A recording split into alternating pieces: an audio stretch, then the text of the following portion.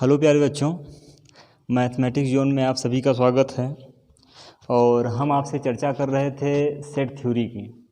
और set theory में इसके पहले हम लोगों ने एक्सरसाइज 1.1 तक जो है डिटेल में आपसे एक्सप्लेन किया, आपको बताया। और जो 1.1 का एग्जाम्पल था उसकी भी हमने आपसे चर्चा की थी। तो आइए अब उसी क्रम को आगे बढ़ाते हैं। और हमारा जो आज का टॉपिक है वो है एक्सरसाइज 1.2 के क्वेश्चंस। ठीक है, तो यहाँ पे मैंने जो है पहला क्वेश्चन लिखा हुआ है और इन क्वेश्चन को हमको क्रम से देखना है। तो चलिए यहाँ पर देखते हैं। यहाँ पे प्यारे बच्चों आपसे कह रहा है पहले सवाल में कि निम्नलिखित में कौन से रिक्त समुच्चय के उदाहरण हैं। ठीक है, निम्नलिखित में कौन से आपके रिक्त समुच्चय के उदाहरण हैं। और मैंने आपको रिक्त समुच्चय के उदाहरण रिक्त समुच्चय क्या होता है उसके बारे में आपको बताया था कि जिसमें कोई भी अवयव ना पाए जाएं उसे आप लोग रिक्त समुच्चय कहते हैं। और रिक्त समुच्चय को जो है फाई से या जो है एक सिंगल करली ब्रैकेट बना के हम लोग क्या करते हैं, रिप्रेजेंट करते हैं। इसकी चर्चा जो है आपसे प्रीवियस लेक्चर में हमने किया था। तो चलिए यहाँ पे जो पहला सवाल है वो कह रहा है कि दो से भाज्य विषम प्राकृतिक संख्याओं का समुच्चय। यहाँ पे क्या कहा है कि आपको बताना है कि जो ये पहला है कि क्या विषम प्राकृतिक संख्याओं को अगर 2 से हम विभाजित करें तो जो प्राप्त होगा वह रिक्त समुच्चय होगा कि नहीं होगा। अब प्यारे बच्चों यहाँ पर आपको देखना है कि 2 से विभाजित होने का क्या मतलब है। जैसे अगर हम बात करें 4, तो क्या 4 आपका 2 से विभाजित होगा? ऑब्वियस है, होगा भाई। अगर हम 4/2 कर दिए तो यह तो आपका कट रहा है ना। लेकिन यहाँ पर पहला वाला कह रहा है कि विषम प्राकृतिक संख्याओं को क्या करना है, 2 से विभाजित करना है। ठीक, तो विषम प्राकृतिक संख्याओं को 2 से विभाजित जब आप करेंगे तो यहाँ पर देखिए सबसे पहले तो आपको जो है विषम प्राकृतिक संख्याएं क्या होती हैं वो लिखना आना चाहिए। तो विषम प्राकृतिक संख्याएं आपको पता है क्या होती हैं प्यारे बच्चों, 1, 3, 5, 7 and so on up to infinite तक। अब इसमें कहा है कि ये जो विषम प्राकृतिक संख्याएं हैं क्या यह 2 से विभाजित हैं कि नहीं। तो आप देखिए 1/2 है, 3/2 हो जाएगा, 5/2 हो जाएगा, 7/2 हो जाएगा। इसका मतलब कि यह जो है कटेगा तो आंसर आपका डेसिमल में आएगा, लेकिन यह जो है पूर्णतया विभाजित नहीं है। यहाँ से कहा है कि 2 से भाज्य है ना विषम प्राकृतिक संख्याएं। तो ऐसी कोई भी विषम प्राकृतिक संख्याएं नहीं है जो कि 2 से क्या हों, विभाजित हों। तो यहाँ पर यह आपका किस श्रेणी में जाएगा, यह आपका पहला जाएगा। कौन सी श्रेणी में? रिक्त समुच्चय में जाएगा। ये किस में जाएगा प्यारे बच्चों? रिक्त समुच्चय में यह आपका जाएगा। ठीक है, एक बार फिर से सुनिए। यहाँ पे सवाल आपको समझ के चलना है, ठीक है ना। कुछ याद नहीं करना है आपको कि आप जो है चीज़ों को याद कर रहे हैं, याद कुछ भी नहीं करना है। सिंपली आपको जो है नंबर सिस्टम में जो आप लोगों ने सीखा है अभी तक उसी का पूरा प्रयोग करके आपको ये क्वेश्चन को हैंडल करना है। और ऊपर आपको ध्यान देना है कि इस क्वेश्चन में कह क्या रहा है। क्वेश्चन में कह ये रहा है कि आपको बताना है कि ये जो 4 क्वेश्चन आपको दिए गए हैं इनमें से कौन रिक्त समुच्चय का उदाहरण है। तो रिक्त समुच्चय का मतलब ये हुआ कि उसमें कोई भी अवयव ना पाया जाए। तो यहाँ पहला वाला जो विषम प्राकृतिक संख्या है, तो विषम प्राकृतिक संख्याओं में ऐसी कोई भी संख्या नहीं है जो 2 से क्या हो, विभाजित हो। तो अतः जो है यह पहला वाला किस में जाएगा, आपका पहला वाला आपका जाएगा रिक्त समुच्चय में। ठीक है ना। तो आशा करता हूँ ये पहला वाला आपको समझ में आया होगा। ठीक, उसके बाद अगर हम बात करें दूसरे वाले क्वेश्चन की, तो दूसरा वाला क्वेश्चन क्या कह रहा है कि सम अभाज्य संख्याएं। तो सम अभाज्य संख्याएं आपको पता है क्या होती हैं। तो 2 इकलौती ऐसी संख्या है जो अभाज्य होते हुए भी क्या है, सम है। तो 2 क्या है आपकी, 2 आपकी सम अभाज्य संख्या है। 2 क्या है आपकी, इकलौती सम अभाज्य संख्या है।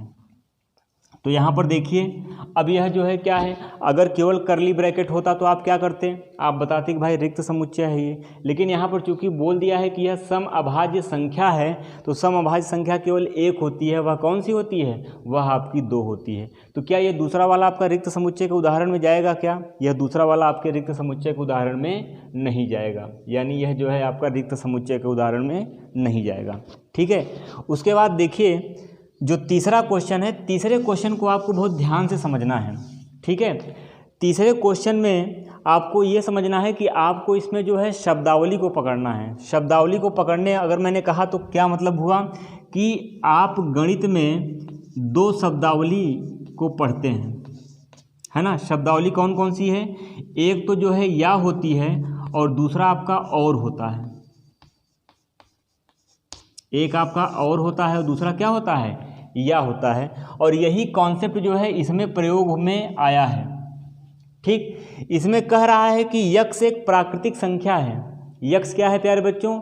यक्स एक प्राकृतिक संख्या है, एक नेचुरल नंबर है। और इसमें कहा है कि यक्स का मान आपको क्या क्या लेना है? बोला है कि यक्स का मान 5 से छोटा और साथ ही साथ यक्स का मान 7 से बड़ा।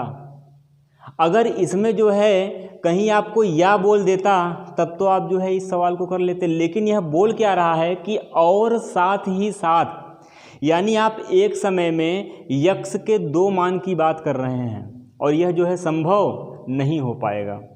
ठीक है, मैंने आपको कल एक एग्जांपल जो है इसके प्रीवियस वाले वीडियो में जो है 5वां का 1.1 का 5वां का तीसरा जो है क्वेश्चन मैंने करवाया है, वो करीब 10 मिनट का वीडियो है और उसी में मैंने आपको या का कॉन्सेप्ट बताया है। तो मैं एक बार पुनः आपको बताना चाहता हूँ कि अगर या का कॉन्सेप्ट आएगा तो यानी यक्स का मान आप या तो एक ले रहे हैं या तो आप कोई दूसरा मान ले रहे हैं, लेकिन अगर और कह दिया इसका मतलब आप एट अ टाइम यक्स के 2 मान ले रहे हैं, जो कि संभव नहीं होता है। और इसी को गणित की भाषा में नो सॉल्यूशन कहा जाता है। क्या कहा जाता है? No solution. ये आप जब इंग्लिश की बुक वगैरह कोई पढ़ते हैं तो वहाँ पर जो है ऑप्शन में आपको दिया जाता है नो सॉल्यूशन, यानी आप एट अ टाइम यक्स के 2 मान को कंसीडर कर रहे हैं। ठीक, तो यहाँ पर देखिए या का मतलब क्या हुआ? या तो ये या तो ये। और का मतलब क्या हुआ कि आप एक ही समय में दोनों मान को कंसीडर कर रहे हैं। तो पहले तो आपको शब्दावली पे जो है बहुत अच्छे तरीके से जो है आपका क्या होना चाहिए? पकड़ होना चाहिए। अब आते हैं इस क्वेश्चन पे। यह क्वेश्चन आपका कह रहा है कि यक्स एक प्राकृतिक संख्या है, कोई बात नहीं। अब अगर यक्स प्राकृतिक संख्या है, अगर ये कहता कि यक्स का मान जो है 5 से छोटा, तो 5 से छोटा में हम लोग 1 से लेके 4 तक जाते हैं, कोई समस्या नहीं थी। यहाँ पे आपको क्या बोला है? यहाँ पे बोला है कि यक्स के उन मानों को लेना है जो 5 से छोटे हैं। तो 5 से छोटे की बात करेंगे तो यहाँ पे आप यक्स का मान क्या क्या लेंगे? यक्स का मान आप लेंगे 1 2 3 4। लेकिन यहाँ पर इसने जो है आगे यूज किया है कि और साथ ही साथ, यानी आपको इसको तो लेना है और आपको यक्स का क्या लेना है? यक्स के वे मान लेने हैं जो 7 से बड़े हैं। तो यक्स का मान 7 से बड़ा, तो यक्स का मान 7 से बड़ा यानी आप क्या ले रहे हैं? 8 ले रहे हैं, 9 ले रहे हैं और 10 ले रहे हैं। इस तरीके से इनफाइनाइट तक जा रहे हैं। तो अब आप जरूर ये सोचिए कि अगर ये दोनों कंडीशन जो है अगर आप साथ में लेके चलेंगे तो क्या आपको यक्स का कोई भी मान प्राप्त होगा? आप खुद सोचिए, ठीक है ना। तो इस केस में जो है आपका यक्स का जो है संभव मान आपको प्राप्त नहीं हो पाएगा। समझ पा रहे हैं कि नहीं? इसीलिए जो है यह जो तीसरा क्वेश्चन है यह आपका किस में जाएगा? यह आपका रिक्त समुच्चय में जाएगा। किस में जाएगा प्यारे बच्चों? क्योंकि ऐसा यक्स का कोई भी मान आपको प्राप्त नहीं होगा। तो यह जो है आपका किस में जाएगा? यह आपका रिक्त समुच्चय जाएगा, यानी यह एक रिक्त समुच्चय का उदाहरण है। ठीक है, तो ये हो गया। देखिए मैं आपको जो समझाने का प्रयास कर रहा हूँ आप उस चीज़ को समझिए, ठीक है। बाकी जो है आपको इसका हल जो है इसके एनसीईआरटी की जो बुक है उसके पीछे भी दिया गया है। आप तमाम जो है क्या नाम है मार्केट में किताबें अवेलेबल हैं, लेकिन वहाँ पे आपको कॉन्सेप्ट नहीं बताया गया है। तो आपको मेनली कॉन्सेप्ट को पकड़ के चलना है कि इस सवाल में यह जो एक लाइन का सवाल है यह कहना क्या चाह रहा है। आप जब इस भाषा को समझ जाएंगे ना तो आप जो है इस प्रकार के बहुत सारी सवालों को जो है आप चुटकियों में सॉल्व कर लेंगे। समझ पा रहे हैं? अच्छा, तो ये तो हो गया तीसरा। अब बढ़ते हैं हम लोग चौथे नंबर क्वेश्चन की तरफ। चौथा नंबर क्वेश्चन कह रहा है कि y is such that y किन्हीं भी दो समांतर रेखाओं का उभयनिष्ठ बिंदु, उभयनिष्ठ समझते हैं आप, है ना। कॉमन पॉइंट ये होता है कि एक बिंदु से जो है जब रेखाएं जाती हैं तो वह उन रेखाओं का एक जो है उभयनिष्ठ बिंदु होता है। लेकिन इसमें आपसे कहा है कि दो समांतर रेखाओं का उभयनिष्ठ बिंदु। तो अब देखिए अगर जो है समांतर रेखाएं हमने दो खींच दिया यहाँ पे ये, ठीक है। तो अगर उभयनिष्ठ की बात करेंगे तो उभयनिष्ठ का मतलब ये होता है कि वह बिंदु जहाँ से समांतर रेखाएं आपकी होकर गुजरें। और अगर दो रेखाएं समांतर हैं तो कोई भी ऐसा उभयनिष्ठ बिंदु नहीं होगा जो कि इन दोनों रेखाओं से होकर जो है गुजरेगा। कैसे? ये आपकी दो समांतर रेखाएं हैं, इसमें तो आपको कोई समस्या नहीं है, ठीक है, आप देख पा रहे हैं। अगर मान लीजिए यहाँ पे कोई बिंदु है, यहाँ पे कोई बिंदु है, और तो इस बिंदु से तो क्या नाम है, यही रेखा होके जाएगी ना।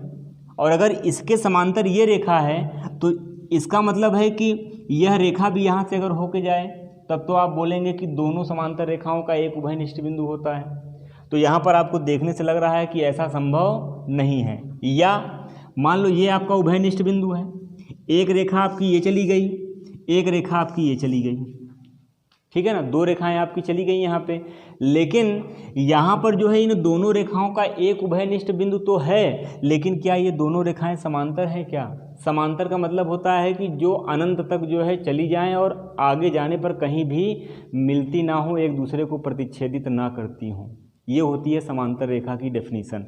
लेकिन यहाँ पर इन दोनों रेखाओं का एक कॉमन पॉइंट तो है, उभयनिष्ठ बिंदु है, लेकिन ये दोनों रेखाएं समांतर नहीं हैं। तो क्या इस सवाल में जो चौथा सवाल है कि किन्हीं भी दो समांतर रेखाओं का उभयनिष्ठ बिंदु, तो क्या कोई ऐसा बिंदु है जो कि दो समांतर रेखाओं का उभयनिष्ठ हो सकता है? नहीं हो सकता है। तो इसका मतलब यह भी आपका किस में जाएगा? यह भी आपका जाएगा रिक्त समुच्चय में। किस में जाएगा प्यारे बच्चों? रिक्त समुच्चय में जाएगा। तो ये आपका हो गया पहला क्वेश्चन। तो आशा करता हूँ ये आपको समझ में आ गया होगा। बढ़ते हैं हम लोग क्वेश्चन नंबर 2 की तरफ, ठीक है। बहुत ही हम लोगों को आराम से सारी चीज़ों को समझना है, बहुत हड़बड़ी नहीं है, अपने पास बहुत टाइम है, ठीक है। और यही अगर 11 की मैथ को आप लोगों ने कायदे से पढ़ लिया तो आप समझिए कि जो कक्षा 12 की मैथ है वो आपके लिए बहुत ही आसान लगेगी, ठीक है। और हम लोग 11 की गणित को जो है छोड़ देते हैं, स्किप कर देते हैं, नहीं पढ़ते हैं, सोचते हैं कि चलो ठीक है भाई जब बोर्ड आएगा तो हम पढ़ के जो है पास हो जाएंगे। तो इस गलतफहमी को जो है आप लोग निकाल दीजिए। अगर आप चाहते हैं कि आपका जो है 12 के बाद कहीं अच्छे संस्थान में एडमिशन हो जाए, आप किसी जो है अच्छे संस्थान में जाके पढ़ें, तो आपको 11 और 12 दोनों की मैथ पे जो है अच्छी पकड़ होनी चाहिए, क्योंकि 11 की मैथ 12 की मैथ से जुड़ी हुई है। जो लोग 11 और 12 की मैथ को अलग अलग करके पढ़ते हैं ना या पढ़ाते हैं, वो गलत है। जब तक आपको 11 की मैथ नहीं आएगी आप 12 की मैथ को समझ ही नहीं पाओगे, क्योंकि इसी का बी पार्ट आपका जो है किसमें है? 12 की मैथ में है। वहाँ पे हम लोग पढ़ेंगे रिलेशन और फंक्शन, और जिसको 11 की सेट थ्योरी नहीं आएगी वो जो है 12 के जो रिलेशन, फंक्शन, संबंध और फलन चैप्टर है, पहला ही चैप्टर है, वह जो है उसको नहीं समझ पाएगा। परमुटेशन, कॉम्बिनेशन, प्रोबेबिलिटी कक्षा 11 में है। इसी के आगे जो है 11 पढ़ने के बाद जो है 12 में जो है क्या नाम है, इसके आगे की चीज़ें दी गई हैं। तो जब तक बच्चा जो है 11 की परमुटेशन, कॉम्बिनेशन, प्रोबेबिलिटी को नहीं समझ पाएगा वो 12 में कैसे जो है पढ़ेगा? तो समस्या है, ठीक है ना। तो इसीलिए जो है आराम से पढ़ना है, सारे कॉन्सेप्ट को हमको सीखना है, समझ के चलना है, ठीक है ना। तो आइए जो है हम लोग सेकंड क्वेश्चन की तरफ बढ़ते हैं। और आशा करता हूं कि ये बुक आप लोगों ने परचेज़ कर ली होगी मार्केट से। ये आपका जो है एनसीईआरटी की बुक है गणित की, ठीक है ना। तो आप लोग इसको परचेज़ कर लीजिए, और ये क्वेश्चन जो है यहाँ पे दिए गए हैं वही सारे क्वेश्चन मैं आपको करवा रहा हूँ। तो बढ़ते हैं क्वेश्चन नंबर 2 की तरफ। तो क्वेश्चन नंबर 2 क्या दिया है प्यारे बच्चों? क्वेश्चन नंबर 2 आपको दिया है, आपको बताना है कि निम्नलिखित समुच्चयों में कौन परिमित है और कौन अपरिमित है। परिमित और आपको अपरिमित बताना है, ठीक है ना। परिमित और आपको अपरिमित बताना है, ठीक है। पहला सवाल आपको कह रहा है कि वर्ष के महीनों का समुच्चय, वर्ष के महीनों का समुच्चय, ये पहला क्वेश्चन आपको दिया गया है। अब आप ध्यान से सोचिए कि मैंने आपको परिमित और अपरिमित की परिभाषा बताई थी। क्या बताई थी? एक बार मैं आपको फिर से याद करवा देता हूँ कि जिसमें अवयवों की संख्या निश्चित होती है वह आपका परिमित होता है, और जिसमें अवयवों की संख्या जो है निश्चित नहीं होती है वह आपका अपरिमित होता है। सिंपल सी इसकी परिभाषा है। अब आप ये पहला सवाल देखिए और आप हमको बताइए कि वर्ष के जो महीने हैं, 12 महीने होते हैं एक वर्ष में, क्या यह निश्चित है कि अनिश्चित है? ऑब्वियस सी बात है, आप इसको काउंट कर सकते हैं, वर्ष में 12 महीने होते हैं, तो यह जो है आपका किस में जाएगा? यह आपका जाएगा परिमित में। यह किस में जाएगा? आपका परिमित में जाएगा। दूसरा क्वेश्चन देखते हैं प्यारे बच्चों यहाँ पर आपको दूसरा क्वेश्चन इस प्रकार दिया है 1, 2, 3, 4 एंड आगे जो है आपका डॉट डॉट लगा दिया है ये।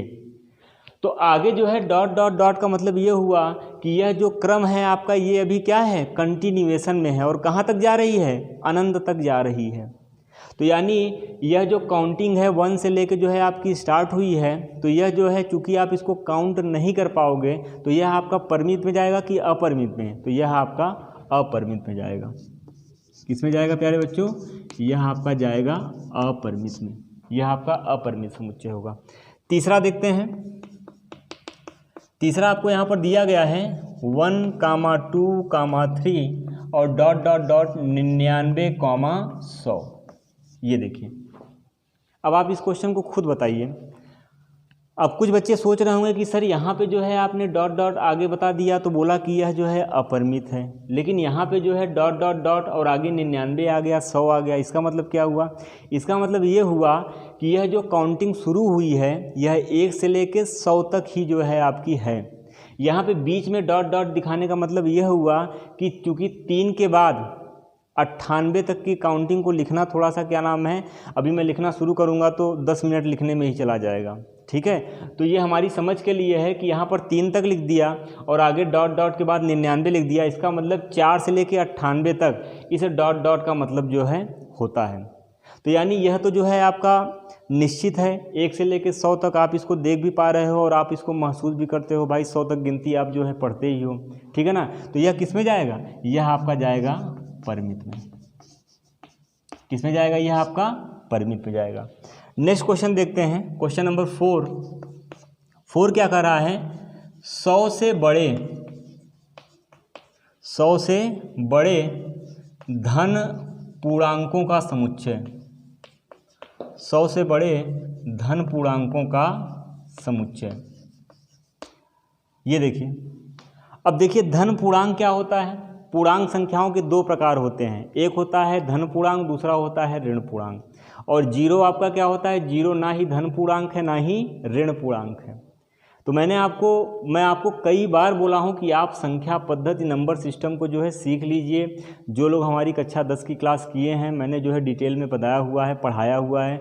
आप उसको जो है आपके पास नोट्स हो तो आप उसको एक बार रिवाइज़ कर लीजिए, उसमें मैंने काफ़ी डिटेल में सारी चीज़ों को बताया है, ठीक है। तो यहाँ पर देखिए, अगर हम 100 से बड़े धन पूर्णांकों के समुच्चय की बात करेंगे तो इसका मतलब 100 से बड़े, यानी 100 से बड़े का मतलब कहानी कहाँ से चालू होगी, इसमें 101 से चालू होगी। और 101, 102, 103, 104 और ये आपका कहाँ तक जाएगा, ये आपका जाएगा इनफाइनाइट तक। ये देखिए, तो इसका मतलब 100 से बड़े धन पूर्णांकों के समुच्चय की बात करेगा तो यहाँ पे जो है आपका क्या ये निश्चित अवयव दिखा रहा है, क्या निश्चित नहीं दिखा रहा है, क्योंकि आगे जो है यह आपका अनंत तक चलता चला जाएगा। इसका मतलब 100 से बड़े धन पूर्णांकों के समुच्चय की बात करेंगे तो यह आपका परिमित में जाएगा कि अपरिमित में, तो यह जो है आपका अपरिमित समुच्चय होगा। यह क्या होगा बच्चों, यह आपका होगा अपरिमित समुच्चय। नेक्स्ट क्वेश्चन है 99 से छोटे अभाज्य पूर्णांकों का समुच्चय। क्या बोला है, 99 से छोटे अभाज्य पूर्णांकों का समुच्चय, अभाज्य पूर्णांकों का समुच्चय। तो अब देखिए, अगर 99 से छोटे अभाज्य पूर्णांकों के समुच्चय की बात करेंगे तो 99 से छोटे अभाज्य पूर्णांक, इसका मतलब जो है अभाज्य संख्याएं आपको पता है क्या होती हैं, ठीक है ना, 2, 3, 5, 7। तो यह 2, 3, 5, 7 तक कहानी कहाँ तक जाएगी, 99 से छोटे तक। तो यानी यह तो आप काउंट कर सकते हैं ना, यानी जो है 2 से लेकर 99 से पहले तक की जितनी भी संख्याएं हैं वह तो काउंटेबल है ना, निश्चित हैं। तो इसका मतलब यह आपका किस में जाएगा, यह आपका जाएगा फाइनाइट यानी परिमित समुच्चय में। ये तो ये प्यारे बच्चों जो है आपका हो गया कौन सा, क्वेश्चन नंबर 1 और 2, ठीक है।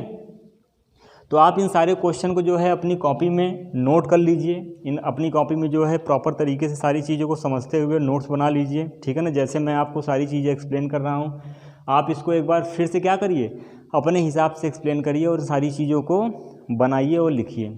चलिए, तो ये दूसरा क्वेश्चन तक आशा करता हूँ कि आपको पहला और दूसरा क्वेश्चन में कोई समस्या नहीं आई होगी, आप इसको अच्छी तरीके से क्या किए होंगे, समझ पाए होंगे। बढ़ते हैं प्यारे बच्चों हमारा जो अगला क्वेश्चन है क्वेश्चन नंबर तीसरा, ठीक है।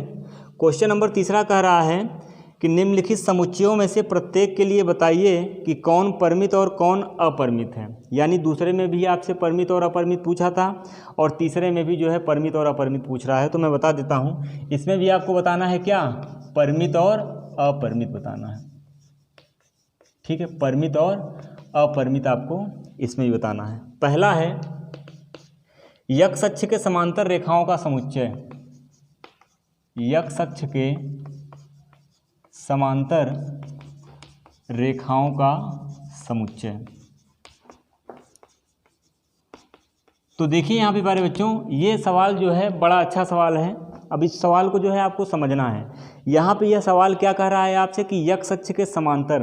तो आप देखिए, अगर आपने निर्देशांक ज्यामिति थोड़ा बहुत भी पढ़ा होगा तो आपको जो है यक्ष अक्ष और वाई अक्ष के बारे में पता होगा, ठीक है। ये आपका होता है यक्ष अक्ष और ये आपका होता है वाई अक्ष। इसमें कहा गया है कि यक्ष अक्ष के समांतर रेखाओं का समुच्चय। तो अगर यह जो है आपकी यक्ष अक्ष है तो इसके समांतर रेखाएं कौन कौन सी होंगी, ये है ना, ये। तो यह तो जो है आप ऊपर जा रहे हैं तो धनात्मक में खींचे, नीचे भी तो खींच सकते हैं भाई। नीचे की जो रेखा होगी वह भी तो आपके यक्ष अक्ष के समांतर होगी। तो ये देखिए ये। तो अब आप बताइए कि इस तरीके से आप कितनी रेखाओं को खींच सकते हैं। इस तरीके से आप जो है अनंत रेखाओं को खींच सकते हैं, किसके, यक्ष अक्ष के समांतर। तो आप हमको बताइए कि पहला बोला है कि यक्ष अक्ष के समांतर रेखाओं का समुच्चय यह एक परिमित होगा कि अपरिमित होगा। तो यह जो है आपका किस में आएगा, यह जो है आपका आएगा अपरिमित समुच्चय में। किस में आएगा प्यारे बच्चों, अपरिमित समुच्चय में यह जो है आपका आएगा। इस तरीके से आपको जो है सारी चीज़ों को बना के समझना है, लिखना है, तब जाके आपको सारे क्वेश्चन सेट थ्योरी के समझ में आएंगे अच्छी तरीके से। चलिए इसी का तीसरे का जो है देखते हैं क्वेश्चन नंबर 2। क्वेश्चन नंबर 2 क्या कह रहा है, क्वेश्चन नंबर 2 आपसे कह रहा है कि अंग्रेजी वर्णमाला के अक्षरों का समुच्चय, अंग्रेजी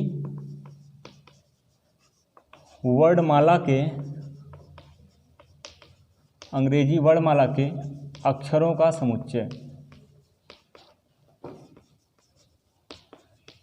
अक्षरों का समुच्चय। तो क्या इस सवाल को मैं आपके लिए छोड़ दूं क्या, बताइए।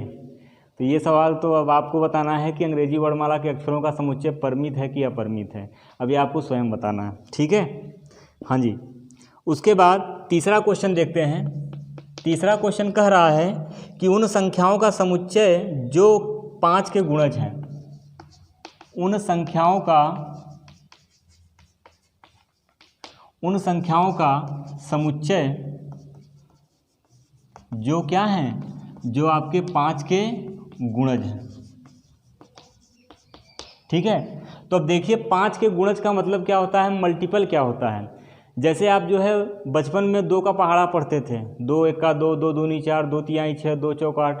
तो यह क्या है, तो ये जो 2 4 6 8 10 आप पढ़ रहे हैं, ये 2 के क्या हैं, ये 2 के आपके गुणज हैं। तो यहाँ पे कहा गया है कि उन संख्याओं का समुच्चय जो 5 के गुणज हैं। तो आप जो है बचपन से याद करते चले आए हैं, केवल आपको 50 यानी 50। आप जो है 10 बार 5 का पहाड़ा पढ़ते हैं और बोलते हैं कि 50 बस हो गया, अब इसके आगे हमको नहीं आता है, ठीक है ना। आता मतलब बचपन की बात मैं कर रहा हूँ, आता तो आपको जो है बहुत आगे तक की जो है क्या नाम है संख्याओं का गुणा आता है, ठीक है ना। तो यहाँ पे बोला है कि उन संख्याओं का समुच्चय जो 5 के गुणज हैं। तो 5 के गुणज क्या 85 तक होंगे क्या, आप जरा सोच बताइए। 50, 5 11 में 55, 12 पंचे 60, 13 50 65। तो इस तरीके से जब आप गुणा करते चले जाएंगे तो 5 के कितने जो है गुणज प्राप्त होंगे, तो 5 के जो है आपको अनंत गुणज प्राप्त होंगे। आप गुणा करते चले जाइए, संख्याओं को बढ़ाते चले जाइए, 5 का गुणा करते चले जाइए, तो आपको कितनी संख्याएं प्राप्त हो जाएंगी, आपको अनिश्चित संख्याएं प्राप्त होंगी, यानी अनंत तक जाएंगी। तो यह जो है आपका किस में जाएगा, परिमित की अपरिमित। तो यह प्यारे बच्चों आपका जाएगा किस में, अपरिमित में, ठीक है। ये है। अब उसके बाद है चौथा सवाल। देखिए चौथा सवाल अपने आप में थोड़ा सा कंफ्यूजिंग टाइप का क्वेश्चन है। ये पृथ्वी पर रहने वाले जानवरों का समुच्चय,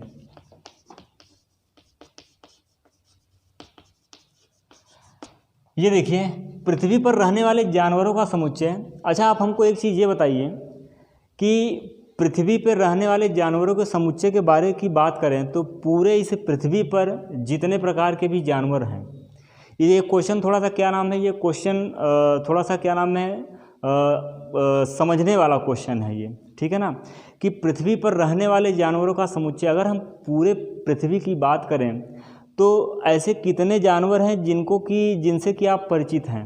आप जो है हाथी, घोड़ा, शेर, गाय, भैंस, इस तरीके से जो भी जानवर हैं आप इन सब के बारे में तो पढ़ते हैं, लेकिन ऐसे कितने जानवर हैं जिनसे कि आप परिचित नहीं हैं। तो यानी अगर हम जो है क्या नाम है अपने सेंस की बात करें तो हमारे अगल बगल जितने भी जानवर देख पाते हैं, अब ऐसा तो है नहीं कि गाय, भैंस, शेर, बाघ, हाथी, चीता, है ना, घड़ियाल, ये जितने भी आपके हैं इन सब को के अलावा जो है जानवर है ही नहीं, ठीक है ना, ऐसी भी बात नहीं है। तो यह क्वेश्चन जो है चूँकि इस किताब में इसका जो आंसर है वह जो है परिमित दिया है, लेकिन मैं इसका क्या नाम है हल परिमित नहीं मानता हूँ। मेरे हिसाब से इसका आंसर जो है अपरिमित होता है। कारण ये है कि अगर पूरे पृथ्वी की हम बात करते हैं तो पूरे पृथ्वी में जानवरों की संख्या क्या है, निश्चित नहीं है, ठीक है ना। मतलब कि ऐसे बहुत से सारे जानवर होंगे जिनकी क्या नाम है अभी जानकारी हो रही है, अभी हम 2020 में आ गए हैं, फिर भी पता चलता है कि एक नया जानवर के बारे में जो है वैज्ञानिकों ने खोजा, उसके बारे में बताया, ठीक है ना। तो चीज़ें जैसे जैसे हमको जानकारी हो रही है, जैसे हमारा जो पृथ्वी का जो उत्तरी ध्रुव है, दक्षिणी ध्रुव है, अब वहाँ पे तो लोग रहते हैं नहीं, तो क्या वहाँ पे जानवर नहीं है? वहाँ पे भी आपके जानवर पाए जाते हैं। कुछ जानवरों के बारे में हम जानते हैं, कुछ जानवरों के बारे में हम नहीं जानते हैं, ठीक है ना। तो इस प्रकार से जो है अगर हम इसको अपने सेंस में कहना चाहें तो ये जो पृथ्वी पर रहने वाले जानवरों का समुच्चय है प्यारे बच्चों, यह जो है आपके अपरिमित समुच्चय में जाएगा। किस में जाएगा? अपरिमित समुच्चय में जाएगा, ठीक है। लेकिन आपकी किताब में जो है परिमित दिया हुआ है, इसका जो सलूशन है इसमें परिमित दिया हुआ है, और मैं आपको इसको क्या करवा रहा हूँ, इसको मैं आपको अपरिमित करवा रहा हूँ। इस क्वेश्चन को आप सोचिएगा, ठीक है ना। ये क्वेश्चन अपने आप में बड़ा जो है थिंकिंग टाइप का क्वेश्चन है, तो आप इसको जब थिंक करेंगे तो आपको जो है इसका आंसर खुद ब खुद मिलेगा, ठीक है। पाँचवा क्वेश्चन है प्यारे बच्चों, पाँचवा क्वेश्चन है मूल बिंदु 0,0 से होकर जाने वाले वृत्तों का समुच्चय। मूल बिंदु 0,0 से होकर जाने वाले वृत्त का समुच्चय। अब देखिए, अगर हम मूल बिंदु की बात करें तो ये आपका मूल बिंदु होता है 0,0। अब इस मूल बिंदु से कितने वृत्त खींच सकते हैं? क्या एक ही वृत्त खींच सकते हैं क्या आप? अरे कई वृत्त खींच सकते हैं भाई। यहाँ देखिए, अब इसको थोड़ा सा ऐसे बढ़ाते चले जाइए, ये अब इस तरीके से आप यहाँ भी बढ़ाते चले जाइए, ये इस तरीके से यहाँ भी बढ़ाते चले जाइए, ठीक है ना। तो इस तरीके से जो वृत्तों की संख्या होगी वह क्या होगी, वह जो है निश्चित नहीं होगी। यानी जो है अपरिमित वृत्त जो है आप खींच सकते हैं, इनफाइनाइट वृत्त खींच सकते हैं। तो यानी मूल बिंदु 0,0 से होकर जाने वाले वृत्त का समुच्चय परिमित होगा कि अपरिमित होगा? तो यह भी आपका क्या होगा, यह भी आपका अपरिमित होगा। तो यह प्यारे बच्चों जो है आपका क्वेश्चन नंबर 3 हो गया। बढ़ते हैं नेक्स्ट क्वेश्चन की तरफ, क्वेश्चन नंबर 4। तेजी के साथ करिए जो है इन सब सारे सवालों को मैं आपको बता दे रहा हूं, उसके बाद आप एक एक क्वेश्चन को अपनी कॉपी में बिना इस वीडियो को देखे और बिना किसी अन्य चीज़ की सहायता लिए हुए आपको स्वयं से सारे क्वेश्चन को फिर से करना है। इस वीडियो को आप देख लीजिए और फिर जो है इस किताब को उठाइए, 1.1 का 1.2 के सारे सवाल को 1 बार 2 बार 3 बार जितनी बार हो सके आप क्या करें, ज़्यादा से ज़्यादा प्रैक्टिस करें, खुद से करें। जो है जहाँ पे आपको असुविधा आ रही है कि इसका क्या होगा, तब आप जो है वीडियो को देखें, ठीक है ना। तो आपको जो है सारी चीज़ें समझ में आ जाएंगी, ठीक। बढ़ते हैं क्वेश्चन नंबर 4 की तरफ। दिया गया है कि निम्नलिखित में बतलाइए A बराबर B है अथवा नहीं। A बराबर B है अथवा नहीं, ये सवाल है आपका। अब देखिए, मैंने आपको A बराबर B यानी इक्वल सेट क्या होते हैं बताया था, ठीक है ना। इक्वल सेट में क्या बताया था मैंने कि यदि ए के सभी अवयव बी में हैं और बी के सभी अवयव ए में हैं तो ए और बी क्या होते हैं, ए और बी आपके समान समुच्चय होते हैं, इक्वल सेट होते हैं। तो यहाँ पर देखिए जो पहला आपको दिया गया है A equal to A B C D, और इसी में आपको जो है बी दिया गया है क्या, डी सी बी ए। अब बताइए कि ये पहला जो है क्या ए के सभी अवयव बी में हैं, क्या ए के सभी अवयव बी में पाए जा रहे हैं क्या, बिल्कुल हैं। यहाँ पे ए बी सी डी लिखा है, यहाँ पे डी सी बी ए लिखा है, अक्षरों का क्रम क्या किया है, बदल दिया गया है। क्या बी के सभी अवयव ए में हैं क्या, बिल्कुल बी के सभी अवयव कहाँ हैं, ए में हैं। तो बताइए ए बराबर बी होगा, जी हाँ ए बराबर बी आपका इसमें होगा। ठीक है, तो तीसरा आप खुद करेंगे, सॉरी दूसरा आपको खुद करना है, मैं तीसरा बताता हूँ आपको। ठीक है, तीसरा क्वेश्चन आपको दिया गया है ए बराबर 2 4 6 8 10, और आपको यहाँ पे बी दिया गया है क्या, बी आपको दिया गया है प्यारे बच्चों x is such that x सम धन पूर्णांक है, समधन पूर्णांक है, और कहा है क्या कि यक्स का मान 10 के बराबर या 10 से छोटा है। अब इस सवाल को समझना है आपको। अब देखिए इस टाइप के क्वेश्चन को मैंने आपको बहुत करवाया है, 1.1 में बताया है कि आपको इस इनइक्वालिटी को जो है क्या है समझ में आना चाहिए, आपको इस इनइक्वालिटी को ब्रेक करना आना चाहिए। अब देखिए इसमें तो आपको कुछ नहीं करना है, ये तो सिंपली आपका दिया गया है 2 4 6 8 10। इसका मतलब अगर यही अवयव इसमें पाए जाएं तो आप कहेंगे कि ए जो है बी के क्या है, बराबर है। तो चलिए यहाँ पे कहा गया है कि समधन पूर्णांक है, यक्स क्या है आपका, समधन पूर्णांक है। तो सम संख्याएं किसे कहते हैं, जो 2 से विभाजित हों, और धन पूर्णांक यानी जो है आपका 1 से लेके आगे तक की कहानी। तो समधन पूर्णांक, लेकिन ध्यान रखना है कि यक्स के वे मान लेने हैं जो 10 के बराबर या 10 से छोटे हैं। तो समधन पूर्णांक, तो यहाँ पे यक्स का मान क्या क्या हो गया प्यारे बच्चों, 2 होगा। अब क्या 2 जो है इस 10 से छोटा है क्या, है, और क्या होगा समधन पूर्णांक में 4 होगा, 6 होगा, 8 होगा, और अब लास्ट में 10 हम क्यों ले रहे हैं, मैंने आपको बताया था कि अगर जो है यहाँ पे इक्वल साइन का प्रयोग जो है होता है तो जो किनारे पे अवयव दिए जाते हैं, संख्याएं दी जाती हैं, हम उनको भी शामिल करते हैं, और अगर ये इक्वल का साइन नहीं रहता है तो हम जो है उस संख्या को शामिल नहीं करते हैं। तो यहाँ पे 10 को शामिल करने का रीज़न क्या है, ये इक्वल का साइन। ठीक, तो अब देखिए यहाँ पे आपने b का मान निकाल लिया, कितना, b का मान आपने निकाल लिया 2 4 6 8 10। यहाँ पे कितना दिया है 2 4 6 8 10। तो बताइए तीसरे में a बराबर b होगा, जी हाँ a बराबर b बिल्कुल होगा।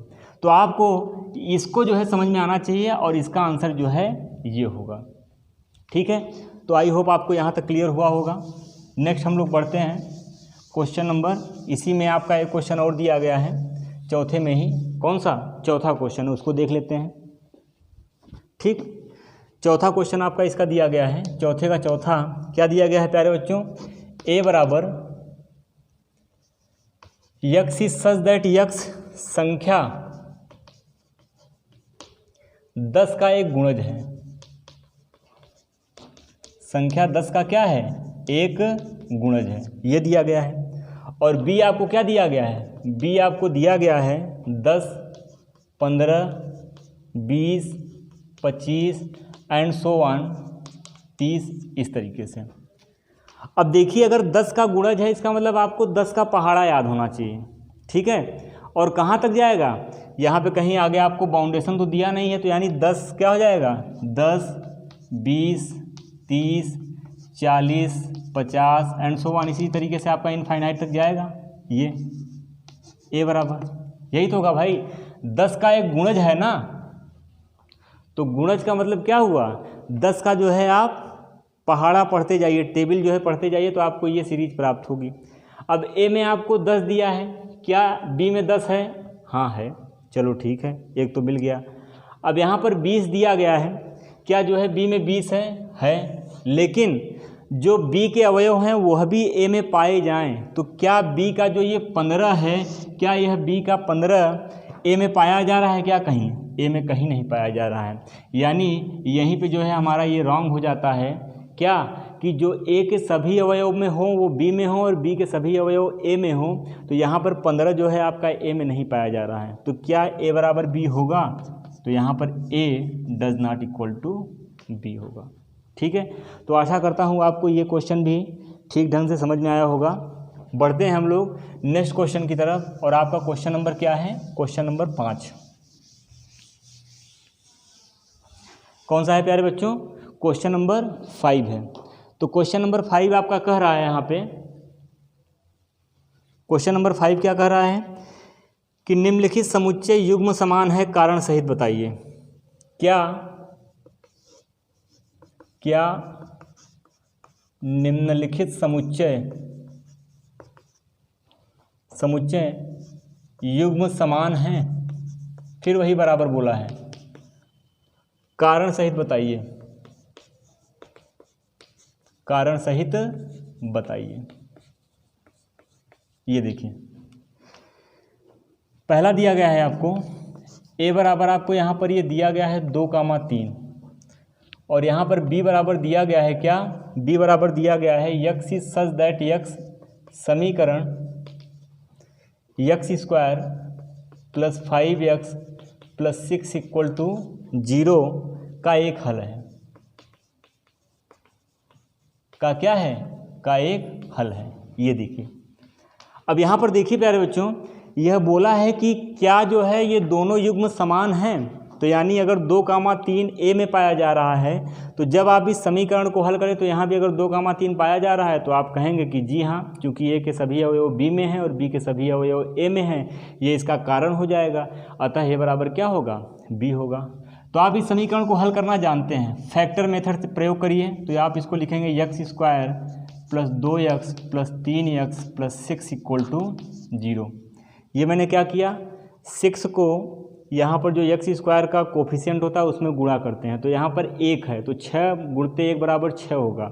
अब उस 6 का फैक्टर ऐसा करना है कि यहाँ पर ऐड करने पे 5x आए। तो क्या हो जाएगा, 2 में 3 का गुणा करेंगे 6 आएगा, और 2 3 कितना हो जाएगा? 5x। तो चलिए यहाँ पे कॉमन करिए। तो यहाँ पे कॉमन होगा क्या? x प्लस 2, और यहाँ पे जब प्लस 3 कॉमन करेंगे तो x प्लस 2। अब यहाँ पर दोनों में कॉमन क्या है? x plus 2 x plus 3 equal to 0। तो यहाँ से आपको x बराबर कितना मिल जाएगा? -2 और -3 मिल जाएगा। तो यहाँ देखिए, आपने जब b को हल किया तो x के मान -2 और -3 आ रहे हैं, और यहाँ पर 2 और 3 आ रहे हैं। तो क्या ये दोनों युग्म समान है क्या? तो यहाँ पर a b के बराबर नहीं होगा, पहला। ठीक है, नोट करिए फटाफट इसको। तो पहला आपका क्या होगा? पहला जो है a b के बराबर नहीं होगा। ठीक है, मैं इसको साफ कर रहा हूँ, मिटा रहा हूँ। अगले क्वेश्चन की तरफ बढ़ते हैं, तेजी के साथ करिए इसको, ठीक है ना। अगला क्वेश्चन है, अगला क्वेश्चन आपका कह रहा है यहाँ पे कि a, पांचवा का दूसरा है, a equal to x is such that x शब्द फॉलो FOLLOW फॉलो का एक अक्षर है, ये कह रहा है। और यहाँ पे b क्या कहा है? b कहा है y is such that y शब्द वुल्फ WOLF का एक अक्षर है, का एक अक्षर है। ये देखिए, पूछा है कि क्या जो है a b के बराबर है, क्या दोनों युग्म समान हैं। तो अब देखिए यहाँ पे आपको करना क्या है। अब यह जो है आपको किस में दिया गया है? सेट बिल्डर फॉर्म मेथड में दिया गया है, और यह भी आपका सेट बिल्डर फॉर्म में दिया गया है। तो अब दोनों को पहले टेबुलर फॉर्म में चेंज करेंगे, तभी तो देखेंगे कि a के सभी अवयव b में है कि नहीं, या b के सभी अवयव a में है कि नहीं। अब यहाँ अगर फॉलो की बात करें तो फॉलो को आप क्या लिखेंगे? मैंने आपको बताया था कि किसी भी अवयव की जो है बारंबारता नहीं होनी चाहिए। तो F, O, L, W, यही तो होगा भाई। L 2 बार है, मैंने 1 बार लिखा। O 2 बार है, हमने 1 बार लिखा, तो ये हो गया। अब वुल्फ को क्या लिखेंगे? वुल्फ को क्या लिखेंगे? WOLF। LF ये लिखेंगे, इसमें कोई समस्या नहीं। क्या इसके सभी अवयव इसमें हैं? क्या इसके अवयव सभी इसमें हैं? तो इसका मतलब यहाँ पे क्या होगा, यहाँ पे आपका A बराबर B होगा, ये है। तो ये जो है आपका 5वां क्वेश्चन हो गया। अब 1.2 के जो है हम लास्ट क्वेश्चन की तरफ बढ़ते हैं, है ना। 1.2 का लास्ट क्वेश्चन है और इसके बाद हम लोग 1.3 के लिए काम करेंगे, ठीक है। तो यहाँ पे 6 नंबर क्वेश्चन क्या कह रहा है आपसे, नीचे दिए हुए समुच्चयों में से समान समुच्चयों का चयन कीजिए। समान समुच्चयों का आपको क्या करना है, चयन करना है ये। तो यहाँ पे आपको दिया गया है कई, A बराबर आपको दिया गया है क्या, 2, 4, 8, 12। B बराबर आपको दिया गया है क्या, 1, 2, 3, 4। C बराबर आपको दिया गया है क्या, 4, 8, 12, 14, ठीक है। D बराबर आपको दिया गया है क्या, 3, 1, 4, 2। E आपको दिया गया है -1, 1, ठीक है। F आपको दिया गया है क्या, 0A। G है 1, -1 और H है 0, 1, 0, 1। अब आपको ये दिया गया है, आपको इसमें बताना है कि कौन कौन से युग्म जो है आपके बराबर हैं। तो अब देखिए 2, 4, 8, 12, तो 2, 4, 8, 12 कहीं और है क्या, 2, 4, 8, 12, यहाँ पे 4, 8, 12, 14 है, 2 नहीं है। अब यहाँ पर देखिए अगला 1, 2, 3, 4 और कहीं है क्या, तो 1, 2, 3, 4। यहाँ देखिए 1, 2, 3, 4, यानी B बराबर किसके, D के। एक तो आपको ये मिल गया, एक आपको ये मिल गया, ठीक है। B, ये जो आपका B है ये किसके बराबर होगा, D के। आगे देखिए इसको 4, 8, 12, 14 कहीं नहीं है, इसका हो गया -1, 1, 1, -1, तो यानी E बराबर किसके, E बराबर आपके G के। और देखिए यहाँ 0A है, 0 यहाँ पे है, यहाँ पे 1 है, नहीं होगा ये, ठीक है ना। तो यानी इन जो युग्म आपको दिए गए थे इसमें केवल B बराबर D के होगा और E बराबर G के होगा, ठीक है। तो प्यारे बच्चों जो है आशा करता हूँ कि आपको ये लेक्चर जो है समझ में आया होगा। आप वीडियो को बार बार जो है रिपीट करके देखें, जहाँ आपको समस्या आ रही है उसको जो है पीछे करके पॉज करिए, चीज़ों को नोट करिए, फिर जो है आप उसको समझने का प्रयास करिए, ठीक है ना। जहाँ कहीं भी आपकी समस्या हो आप जो है कमेंट के माध्यम से हमको जो है सूचना दें, बताएं, ठीक है। और एक बात, आप लोग जो है चैनल को सब्सक्राइब जरूर कर लीजिए, ठीक है ना। तो इससे थोड़ा सा हमको क्या होता है, ऊर्जा मिलती है, हम थोड़ा सा जो है उत्साहित होते हैं, ठीक है ना। तो आप लोग सब्सक्राइब जरूर कर लीजिएगा, जिससे कि आपको नोटिफिकेशन जो है प्राप्त होते रहें, ठीक है। तो आशा करता हूँ आपको आज का लेक्चर जो है पसंद आया होगा। इसके नेक्स्ट क्लास में हम आपसे जो है एक्सरसाइज 1.3 के लिए जो है चर्चा करेंगे। उसमें पहले आपको थ्योरी बताएंगे, देन हम क्या करेंगे, आपको क्वेश्चन बताएंगे। चलिए फिर नेक्स्ट क्लास में आपसे मुलाकात होती है, तब तक अपना ख्याल रखिए। Thank you so much.